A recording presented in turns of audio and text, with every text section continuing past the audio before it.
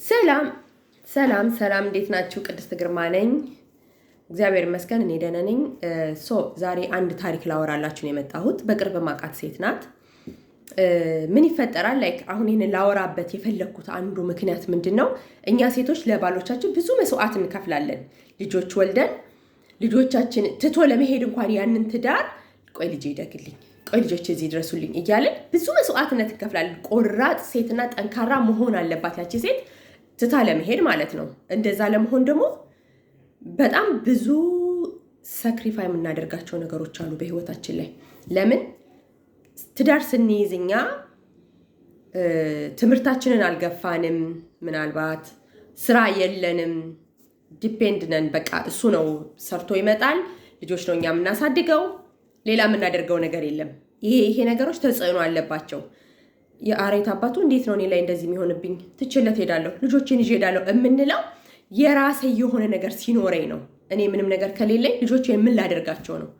በረንዳ ላይ ነው ወርቅ ነው ወይንስ ወዴት ነው ይዣቸው መሄደው? ጀጅ ማድረጉም ትንሽ ይከብዳል። አንድ ሲቀጥል ደግሞ ምንድን ነው ሴቶች ሰነፎች ነን።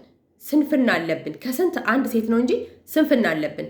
ተጣጥረን ኢቭን ትዳር ከያዝን በኋላ ተምረን ስራ ለመያዝ አናስብም። በቃ ቀኑም እንዴት እንደሚያልፍ አላቅም። ልጁ ከትምህርት ቤት መጣ፣ ቤት ሳጸዳ፣ ምግብ ስሰራ፣ ወደ ላይ ስል ወደ ታይ ስል ልጄን ላመጣ ሲሄድ ምን እያልን ብዙ ሰበቦች እንፈጥራለን እንጂ ትውት አድርገን ነው ትምህርታችን ላይ ትኩረት አድርገን ኑሯችንን ለመምራት ቆርጠን አንነሳም። አሁንም ከስንት አንድ ሴት ማለት ነው አብዛኛውን ግን ቤት ውስጥ ተቀምጦ የባል በደል የሚደርስብን ሴቶች ነን የምንበዛው። እና አሁን ምንድን ነው ለማለት የምፈልገው አንደኛ ነገር ሴት ልጅ መማር አለባት፣ ተምራ ስራ መያዝ አለባት። ምንም ይሁን ምንም በቃ ብሩ ይነስም ይብዛም ወጥታ ስራ መስራት አለባት። ያንን ትንሽዬ ስራ እየሰራች እድገት ታገኛለች፣ ትማራለች። ያኔ እሱም ትታኝ ትሄዳለች በማለት ሪስፔክት ያደርጋታል። ፍቅር ይቀራል። ያው እሱ ገና መውጣቷን ሲያስበው በራሱ ጭቅጭቁ፣ ሌላ ብዙ መከራዎች፣ ብዙ ችግሮች አሉባት። ኢስ ኦኬ። ያን ሁሉ ነገር በኋላ ግን እየባሰበት ሲመጣ ይሄ ሰውዬ አም ሶሪ ልጆቿን ላጥ አድርጋ እንደ ልቧ ወጣ ሰርታ የራሷን ኑሮ መኖር ትችላለች፣ ካሻሻለች ማለት ነው ራሷን። አለበለዚያ ግን ድቁስቁስ ብላ በቃ ድሮ ያቺ ዘናጭ የነበረችው ቆንጅየው አሁን ልጆች ወልዳ እየተሰቃየች እየተስጎሰቃቆለች የኢትዮጵያን የድህነት ኑሮ የደሃ ሆና እየኖረችለት ከሆነ ይበላት፣ ያቺ ልጅ ይበላት። ለምን መሻሻል አትፈልግም?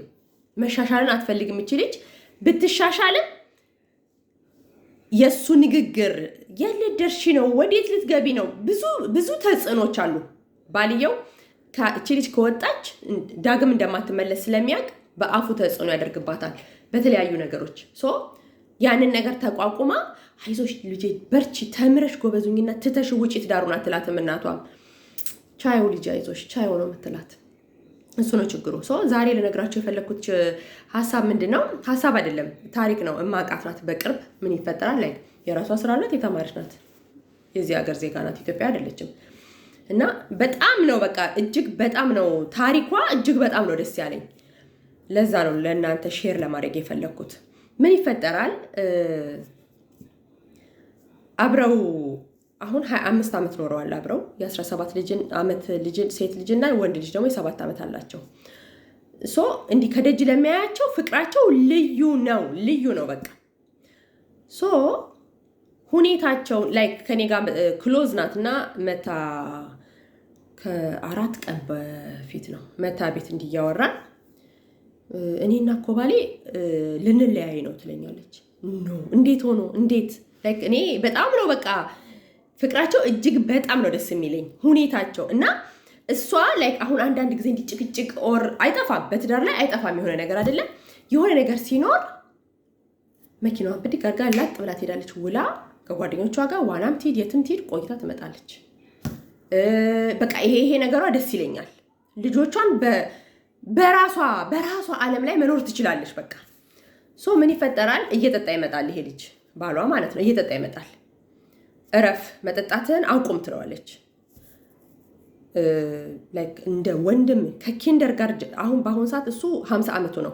ከኪንደር ጋርደን ጀምሮ ጓደኛው የነበረ ላይክ ወንድም ማለት ነው። 50 ዓመት ሙሉ ማለት ይቻላል። በቃ አንድ ሰፈር ነው ያደጉት።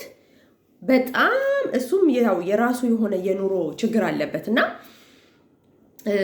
በጣም ይጠጣል እጅግ በጣም ቢራ ነው እዚህ ሀገር የሚጠጣው። በጣም ቢራ ይጠጣል። ሶ ከሱ ጋር ይሆንና ኤቭሪ ታይም አብረው ናቸው። ከስራ በኋላ አብረው ነው ባጭሩ። ስፖርት የሚሄዱት አብረው ነው። ልጆቻቸው ስፖርት ይሄዳሉ። አሰልጣኝ ነው አንደኛው ምናምን በቃ በጣም አክቲቪቲ አላቸው። ሶ ምን ይፈጠራል? ሄዶ ከስፖርት ሲጨርሱ ትሬኒንግ ምናምን ሲጨርሱ ቢራ ይጠጣሉ ተሰብስበው። ሶ ማታ ሲመጣ ሰክሮ ነው የሚመጣው። እና ልክ እሱ ከእሷ ጋር መተኛት በሚፈልግበት ሰዓት ነው ሰክረህ አይደለም፣ እኔ ሚስትክ ነኝ፣ አክብረኝ፣ ሪስፔክት አድርገኝ፣ የኔንም ስሜት ያንተንም ስሜት ተረዳርተን በስካር መንፈስ ሳይሆን እኔ ከአንተ ጋር መተኛት የምፈልገው በፍቅር ነው ትለዋለች። ኖ 1 ወር 2 ወር ዓመት 2 ዓመት በጭቅጭቅ ይቀጥላል። እንደዚህ ማለት ነው 2 ዓመት። ከዛ በኋላ አሁን ምን ታደርጋለች? መጠጥህን ካላቆምክ አሁን ሞር እሱ እየጠጣ መጣ። በቃ እሷም ቤት ሲገባ ታናድደዋለች። ለምን አመሸህ? ለምን ቆየህ? ትቆጣጠረዋለች። የዚህ ሀገር ሴቶች በጣም ጠንካራና ኃይለኞች ናቸው። የጀርመን ሀገር ሴቶች ትቆጣጠረዋለች። ከሱ ጋር ለምን ሄድክ? ከሱ ጋር ለምን አመሸክ? ልክ 1 ሰዓት በኢትዮጵያ ማለት ነው 1 ሰዓት ላይ 1 ሰዓት ማለት 1 ሰዓት ላይ እራት ይበላል ቤታቸው። 1 ሰዓት ላይ እራት ይቀርባል። ና ስትለው እሱ የሚመጣው ስንት ሰዓት ነው? 5 ሰዓትና 6 ሰዓት ላይ ነው። በዚህ የተነሳ ችግር ይፈጠራል። አብረው መተኛት ያቆማሉ። አምሽቶ ይመጣል። እሷ ኦልሬዲ አልጋ ላይ ተኝታለች፣ ካውች ላይ ይተኛል። በቃ እሱ መጥቶ ደግሞ አልጋ ላይ ከተኛ ሊነካት ምናምን ነገር ከፈለገ ብድግ ብላ ልጇ ክፍል ሄዳ ትተኛለች። እንዲህ እያደረገች ብዙ ዲስታንሷን ስትፈጥር ሌላ ሴት ይይዝባታል። ሌላ ሴት ከትሬኒንግ የልጆች እሱ ትሬኒንግ ይሰጣል ለልጆች። ከትሬኒንግ ሲንግል ማምናት በጣም ሴክሲ ሌዲ ናት። በጣም ቆንጆ ናት። ከእሷ ወጣት ናት። እሷን ይይዛታል። ምን ይፈጠራል? አሁን ልጅቷ ቴክስት ለእሷ ታደርግላታለች። ቫኬሽን በሄዱበት ሰዓት ይናፍቃታልና ስልክ አይመልስላትም። ከባልሽ ጋር ፍቅር ጀምሬያለሁኝ እና እባክሽን ተይልኝ፣ እኔ መኖር አልቻልኩም፣ ያለሱ መኖር አልችልም ብላ ቴክስት ለሚስቱ ትልቃለች። ሚስቱ የምታውቀው ነገር አልነበረባትም። ትልና ትጠይቀዋለች። ምን ተፈጠረ? እንዴት ነው እንደዚህ አይነት ሜሴጅ እንደዚህ ብላ አንድ ሴት ሜሴጅ ላከችልኝ። ያኔ እንዲህ ከኔ ጋር ትተኛ ብለሽ ብዙ ጊዜ እንትን ስላልሽኝ በቃ ስሜቴ ነው፣ ሌላ ሴት ያስፈልገኛል፣ ከአንቺ ጋር ማላገኘውን ነገር ከእሱ አገኛለሁ ብሎ ይላታል።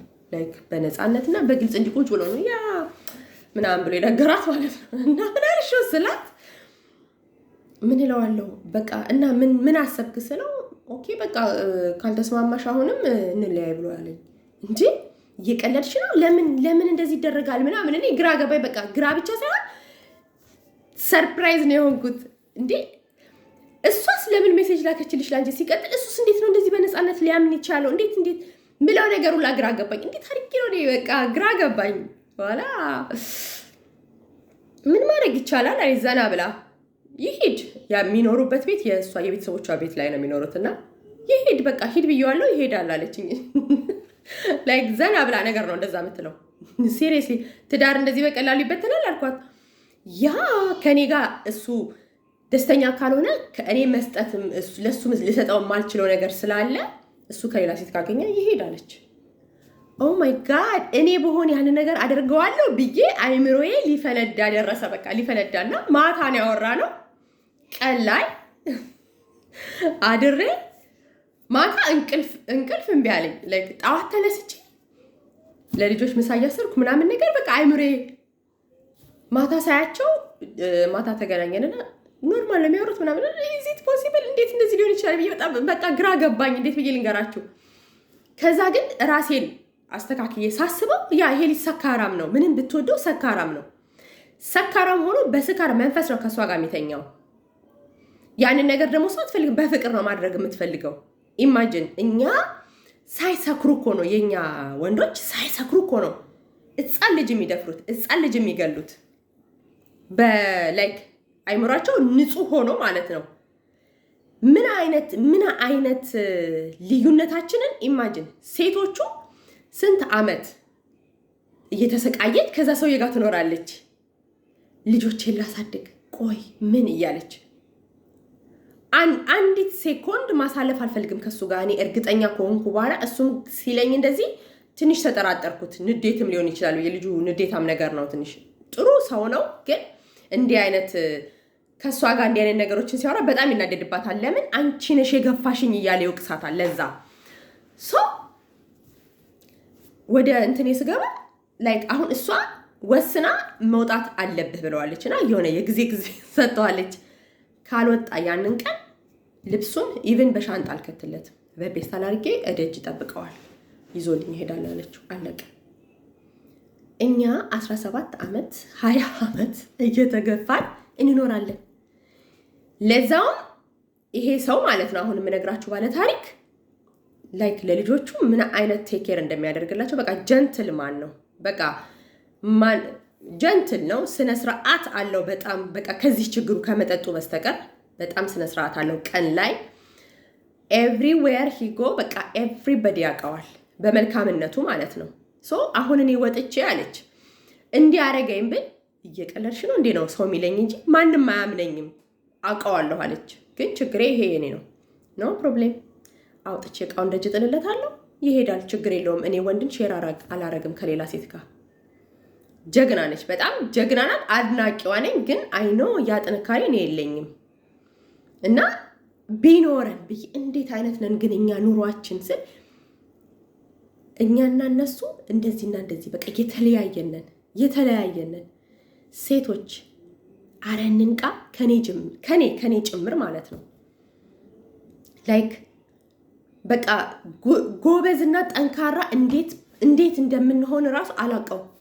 አይ ዶንት ኖ ላይክ ምን ብዬ ራሱ ላወራ እንደምችል እንደዚህ አይነት ሲቹዌሽን ላይ ብወድቅ ከባድ ነው። በጣም ሲሪየስሊ ከባድ ነው።